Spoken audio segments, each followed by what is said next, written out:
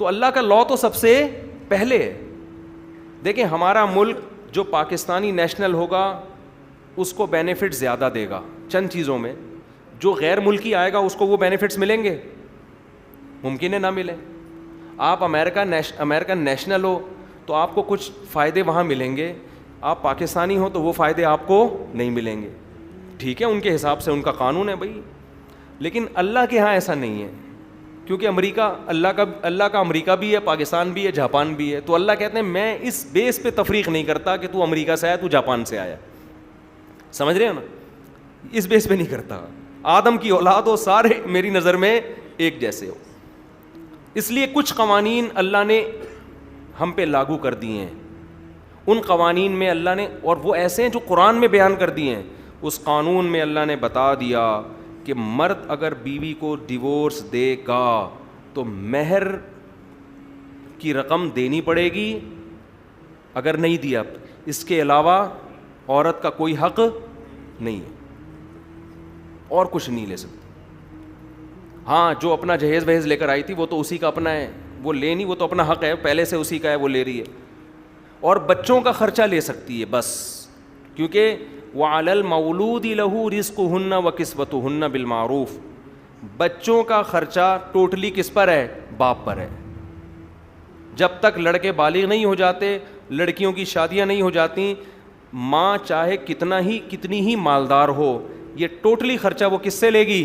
باپ سے. قرآن کہہ رہا ہے یہ جس کے بچے ہیں نا, جو ان کا باپ ہے وہی دے گا ان کے پیسے, اس کے علاوہ نہیں لیا جا سکتا کچھ بھی. تو میں نے ان سے کہا کہ امریکہ کا قانون آپ کو یہ کہتا ہے کہ ان بچوں میں آدھی تنخواہ, ان بچوں میں کا آدھا خرچہ آپ اٹھائیں گی اور آدھا خرچہ آپ کے ہسبینڈ. میں نے کہا یہ صحیح نہیں ہے, ٹوٹلی خرچہ کون اٹھائے گا بچوں کا؟ آپ کے ہسبینڈ اٹھائے. لیکن یہ جو کروڑوں روپے آپ کو مل رہے ہیں, یہ اگرچہ آپ کا ہسبینڈ آپ کو دے رہا ہے لا کی وجہ سے, یہ آپ کے لیے حلال. اب ایسے موقع پہ حکم کو مان لینا بڑے دل گردے کی بات ہوتی ہے. یہیں پتہ چلتا ہے آپ ایمان کے کس لیول پہ ہیں. تو کہنے لگی وہ اتنا ظالم تھا. میں نے کہا ظالم تھا, ڈیورس دے دی نا, ختم ہو گیا قصہ, ٹھیک ہے نا, تھا نا, اب کیا کرنا ہے, جب تو رشتہ ختم ہو گیا, اب تو رشتہ ختم ہو گیا. تو یہ تو ہوتا ہے دنیا میں. اب ظالم کا یہ علاج تو نہیں ہے نا, میں اگر اللہ نہ کرے آپ کو 2-3 تھپڑ لگا دوں, آپ کو چونکہ انہوں نے مجھے 2 تھپڑ مارے ہیں لہذا 5,000 روپے مجھے چاہیے, تو بھائی 2-3 تھپڑ کا حل 2-3 تھپڑ ہوں گے, صحیح ہے نا. تو اگر شوہر نے بیوی کو مارا, اسے زخمی کر دیا, تو اس کا قصاص ہے کہ شوہر کو بھی زخمی کیا جائے گا.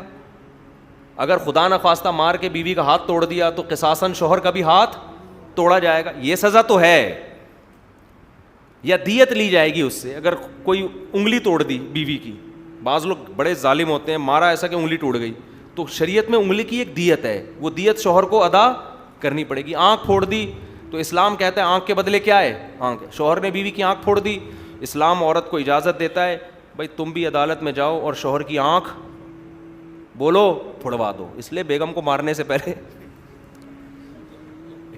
احتیاط سے کام لیا کریں. آنکھ پھوڑ دی تو آپ کی بھی آنکھ پھوڑی جائے گی.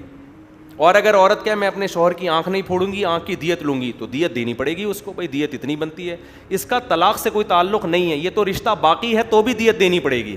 سمجھتے ہو گے نہیں سمجھتے؟ یہ تو میاں بیوی ہیں تو بھی شوہر کو اتنے پیسے دینے پڑیں گے. تو اس کا ایک الگ سیٹ اپ ہے. یہ کوئی اسلام اس قانون کو نہیں مانتا کہ طلاق دیے تو آدھی جائیداد, یہ نہیں ہوتا. اس کے بہت سارے نقصانات بھی ہیں, سائڈ افیکٹ بھی ہیں, ان پر میں بیانات کر چکا ہوں.